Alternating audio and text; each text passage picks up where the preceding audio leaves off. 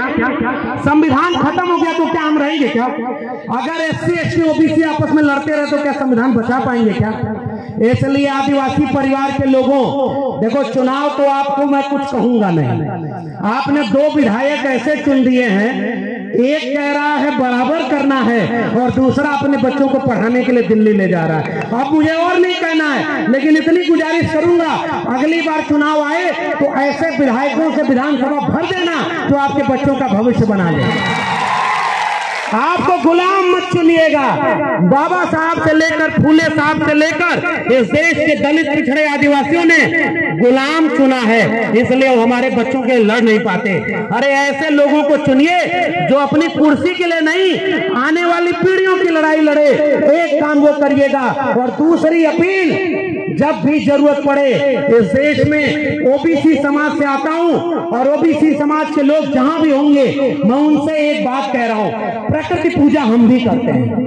OBC समाज में कोई पाखंड, कोई पुजारी की जगह ही नहीं है। हम लोग खेती किसानी करने वाले लोग, किसान कामगार मेहनत का आवाम, हम अपने खेत से पैदा हुए फसल की पूजा करते थे। हम नदी नाले और पर्वत पहाड़ की पूजा करते थे, जैसे हमारे आदिवासी करते हैं। आपका भी गमछा पीला है, OBC का भी गमछा पीला है, और ये एकता है हमारी और आपकी।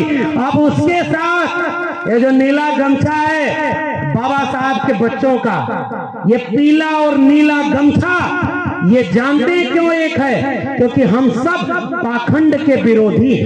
हमें मंदिर से मतलब नहीं, ये मंदिर वैसे भी इस देश में कम नहीं था। इस देश में गली गली में मंदिर था, और मंदिर से हमारे बच्चों का कल्याण तो नहीं हुआ, भारत के संविधान से हुआ ना।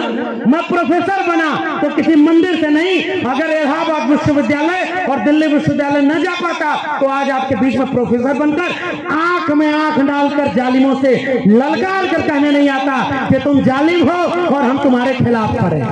इसलिए वो जो संविधान हमें हक दिया है और हमारी एकता, हम OBC समाज में कौन लोग आते हैं? जो किसान कामगार मेहनत कर, और आदिवासी कौन लोग हैं? जिन्होंने इस प्रकृति को बचाया है।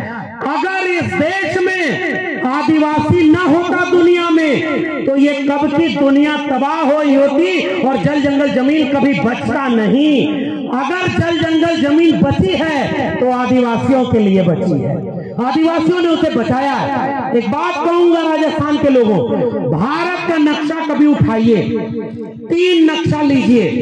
पहले नक्शे में भारत का भूगोल बनाइए, जहां पहाड़ नदी नाले होंगे, जहां सबसे ज्यादा खनिज संसाधन होगा, वहीं आदिवासी होगा। इस बात को समझिए। और आपकी जमीन छीनी जाएगी ताकि किसी अंबानी और अडानी के हाथों आपकी जमीन और खनिज संपदा बेच दी जाए और आपको मजदूर बना दिया जाए। क्या आप मजदूर बनने को कबूल करेंगे? क्या जल जंगल जमीन छोड़ देंगे क्या? और वही जल जंगल जमीन तो हमारी OBC की भी लड़ाई है। अगर खेत नहीं होगा तो इस देश का OBC भी कुछ नहीं कर पाएगा। तो जल जंगल जमीन और आत्मसम्मान की लड़ाई SC ST OBC के 90% भारत की लड़ाई है। हम 90% हैं। और अभी एक नारा लगाता, वही नारे लगाकर अपनी बात करूंगा कि जय जोहार का नारा है, देश हमारा है। तो जय जोहार का नारा है, देश। और एक नारा और दिल्ली में हमने लगाया था, एक तीर एक कमान, आदिवासी एक समान। तो एक तीर एक कमान, आदिवासी एक। तो इस बात को मैं आपके सामने 2 ही बात किया, शिक्षा और स्कूल बचाइएगा, भारत के संविधान को बचाइएगा, और इस मुल्क के 90% लोगों, आओ एकजुट होकर के इस देश में 90% हम कमेरा लोग हैं, 10% लुटेरा लोग हैं जो देश को लूट रहे हैं। उन लुटेरों के खिलाफ हमारी जंग जारी रहेगी। बहुत बहुत धन्यवाद। जय भीम, जय मंडल, संविधान जिंदाबाद, इंकलाब जिंदाबाद, उल गुलाम जिंदाबाद।